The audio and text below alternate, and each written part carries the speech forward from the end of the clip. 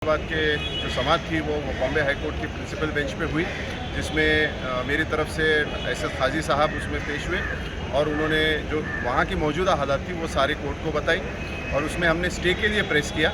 लेकिन कोर्ट के अंदर सरकारी वकील ने ये कहा कि 8 हफ्ते तक अभी हम लोगों को समय लगेगा जो ऑब्जेक्शंस आए हैं उसको डिसाइड करने के लिए। कोर्ट ने उसको आधार मानते हुए कहा कि 8 हफ्ते तक तो शायद ये कुछ भी इसके अंदर अभी एक्शन नहीं देंगे, ऐसा वो उससे सबमिशन कर रहे हैं, इसलिए उसमें स्टे नहीं दिया। उस्मानाबाद और औरंगाबाद की दोनों पिटिशन अदा कर दी गई है। उस्मानाबाद को 20 तारीख मेरे ख्याल से मिली है और औरंगाबाद को 24 अप्रैल 2023 को फाइनल हियरिंग के लिए रखा है। अब इसके अंदर जो है 24 तारीख को कोर्ट सुनेगा ये सारा मसला और स्टे अभी फ़िलहाल हमको नहीं मिला है, लेकिन कोर्ट ने ये कहा है कि सरकारी वकील का जो सबमिशन है उसको वो आधार बनाएंगे।